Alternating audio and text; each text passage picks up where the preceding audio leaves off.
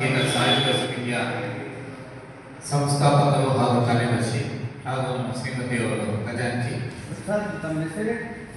ರವಿಕುಮಾರ್ ಅವರ ಹೆಸರು ಜಯಶ್ರೀ ಖಜಾಂಚಿ. ನಮ್ಮ ಈ ಹರಿದಾಸ ಸಂಗೀತ ಸಾಹಿತ್ಯ ಸಮಿತಿ ಸುಮಾರು 23 ವರ್ಷಗಳಿಂದ ನಿರಂತರವಾಗಿ ಆಧ್ಯಾತ್ಮಿಕ ವಿಚಾರದ ಹಿನ್ನೆಲೆಯುಳ್ಳ ಅನೇಕ ಕಾರ್ಯಕ್ರಮಗಳನ್ನು ಹಮ್ಮಿಕೊಳ್ತಾ ಬಂದಿದ್ದೇವೆ. ಮೊಟ್ಟ ಮೊದಲ ಬಾರಿಗೆ 2003ರಲ್ಲಿ ಗಣಪತಿ ಸಚ್ಚಿದಾನಂದ ಆಶ್ರಮದಲ್ಲಿ ಬಹಳ ದೊಡ್ಡ ಮಟ್ಟದಲ್ಲಿ 1 ವಾರಗಳ ಕಾಲ ಹರಿದಾಸ ಹಬ್ಬ ಅನ್ನತಕ್ಕಂಥ ಒಂದು ಉತ್ತಮವಾದ ಕಾರ್ಯಕ್ರಮವನ್ನು ಹಮ್ಮಿಕೊಂಡು ಮೈಸೂರಿನ ಸಮಸ್ತ ಭಗವದ್ಭಕ್ತರಿಗೆ ಬಹಳ ವಿಶೇಷವಾದ ಕಾರ್ಯಕ್ರಮ ಎನ್ನುವ ಒಂದು ಭಾವನೆ ಬಂತು. ಅಲ್ಲಿಂದ ನಾವು ಅನೇಕ ವಿನೂತನ ಹಾಗೂ ವಿಭಿನ್ನ ಕಾರ್ಯಕ್ರಮಗಳನ್ನ ಹಮ್ಮಿಕೊಳ್ತಾ ಬಂದು ಅದೇ ಗಣಪತಿ ಸಂಘ ಆಶ್ರಮದಲ್ಲಿ 2004ರಲ್ಲಿ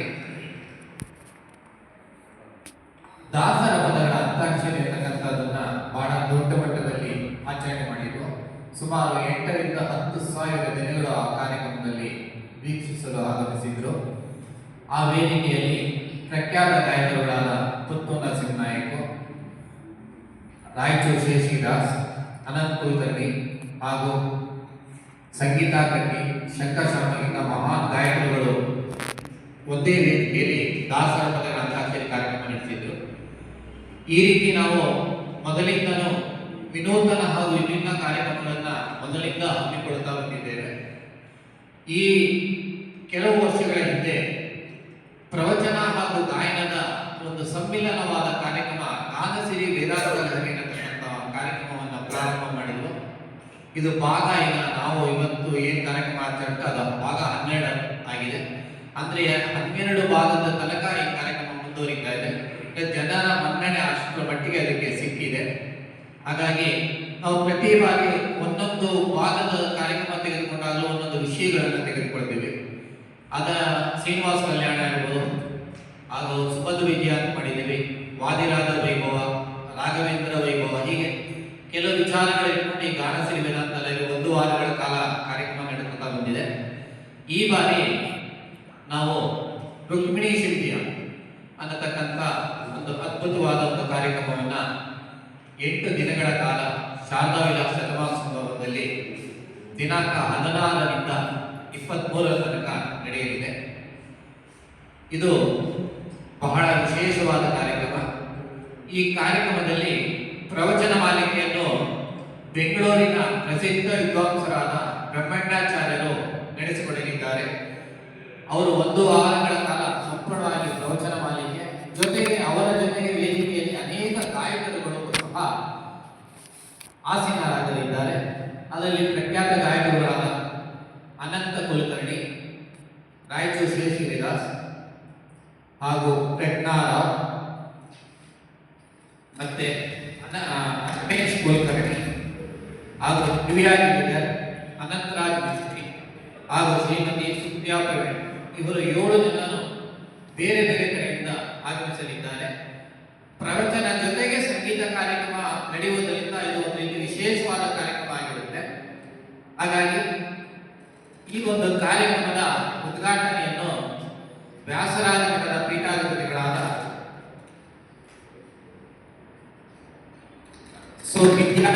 ವಿದ್ಯಾಶೀಷರು ಉದ್ಘಾಟನೆ ಮಾಡಲಿದ್ದಾರೆ. ತಮಗೆಲ್ಲ ತಿಳಿದಂತೆ ಕಳೆದ ವರ್ಷ ಬಹಳ ವರ್ಷಗಳ ನಂತರ ಮೈಸೂರಿನಲ್ಲಿ ಸುಧಾಮಂಗಳ ಮಹೋತ್ಸವ ನಡೆಯಿತು. ಇದು ವ್ಯಾಸರಾಜ ಮಠದಿಂದ 1 ವಾರಗಳ ಕಾಲ ನಡೆದಂತ ಬಹಳ ದೊಡ್ಡ ಮಟ್ಟದ ಕಾರ್ಯಕ್ರಮ. ಈ ಕಾರ್ಯಕ್ರಮದಲ್ಲಿ 4 ಜನ ವಿದ್ವಾಂಸರು ಸುಧಾಮಂಗಳವನ್ನ ಸಂಪೂರ್ಣಗೊಳಿಸಿದ್ರು. ಆ ಸುಧಾಮಂಗಳ ಮಾಡಿದಂತಹ 4 ಜನ ಯುವ ಪಂಡಿತರಿಗೆ ನಮ್ಮ ಸಮಿತಿಯಿಂದ ಒಂದು ಸನ್ಮಾನ ಕಾರ್ಯಕ್ರಮವನ್ನು ಹಮ್ಮಿಕೊಂಡಿದ್ದೇವೆ. 14ನೇ ತಾರೀಕು ಶ್ರೀಪಾದ ಕಾರ್ಯಕ್ರಮದ ಉದ್ಘಾಟನೆ ಹಾಗೂ 4 ಜನ ವಿದ್ವಾಂಸರಿಗೆ ಸನ್ಮಾನ. ಈ ಸನ್ಮಾನದ ನಂತರ ಆ ಏನು ಸನ್ಮಾನಕ್ಕೆ ಭಾಜನಾದ 4 ಜನ ವಿದ್ವಾಂಸರಿದ್ದಾರೆ, ಆ 4 ಜನ ವಿದ್ವಾಂಸರು ಹಾಗೂ 4 ಜನ ಗಾಯಕರು ಸೇರಿ ಒಂದು ಹರಿದಾಸ ವೈಭವ ಅನ್ನತಕ್ಕಂಥ ಉತ್ತಮವಾದ ಒಂದು ವಿಶೇಷವಾದ ಕಾರ್ಯಕ್ರಮವನ್ನು ನಡೆಸಿಕೊಡಲಿದ್ದಾರೆ. ಅದೇ ದಿನ ಇದು ದಾಸವರೇಣ್ಯರ ಯತಿವರೇಣ್ಯರ ಕೀರ್ತನೆಗಳ ವಿಶ್ಲೇಷಣೆ ಹಾಗೂ ಗಾಯನ ಅತಿ ಅದ್ಭುತವಾದ ಒಂದು ವಿಶೇಷವಾದ ಕಾರ್ಯಕ್ರಮ ಆಗಿರುತ್ತೆ. ಹಾಗಾಗಿ 8 ದಿನಗಳ ಕಾರ್ಯಕ್ರಮಗಳು ಸಹ ಬಹಳ ವಿಶೇಷವಾದದ್ದು. ಮತ್ತೆ ಬರತಕ್ಕಂಥ ವಿದ್ವಾಂಸರಾಗಲಿ ಅಥವಾ ಗಾಯಕರಾಗಲಿ ಎಲ್ಲ ಸುಪ್ರಸಿದ್ಧರು. ಹಾಗಾಗಿ ಇಂತಹ ಒಂದು ಉತ್ತಮವಾದ ಕಾರ್ಯಕ್ರಮ ಮೈಸೂರಿನಲ್ಲಿ ನಡೀತಾ ಇದೆ. ಆದರೆ ಇವತ್ತು ನಾವು ಜನಕ್ಕೆ ತಲುಪಿಸಕ್ಕೆ ಇರಲಿರುವಂಥದ್ದು ಅಂದ್ರೆ ನಿಮ್ಮ ಮಾಧ್ಯಮ ಮಾತ್ರ.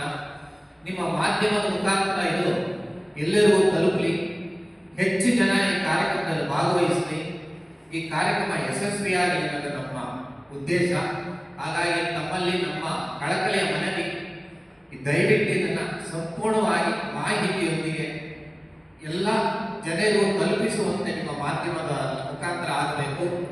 ಹಾಗೂ ಆ ದಿನದ ಉದ್ಘಾಟನೆ ಕಾರ್ಯಕ್ರಮದಲ್ಲಿ ತಾವೆಲ್ಲ ಭಾಗವಹಿಸಬೇಕು. ಆ ಯುವ ವಿದ್ವಾಂಸರಿಗೆ ಸನ್ಮಾನ ಮಾಡತಕ್ಕಂಥ ಕಾರ್ಯಕ್ರಮ ನಿಮ್ಮ ಮಾಧ್ಯಮದವರು ಅದನ್ನು ಸಹ ಪ್ರಚಾರಪಡಿಸಬೇಕು ಅಂತ ನಮ್ಮ ಉದ್ದೇಶ.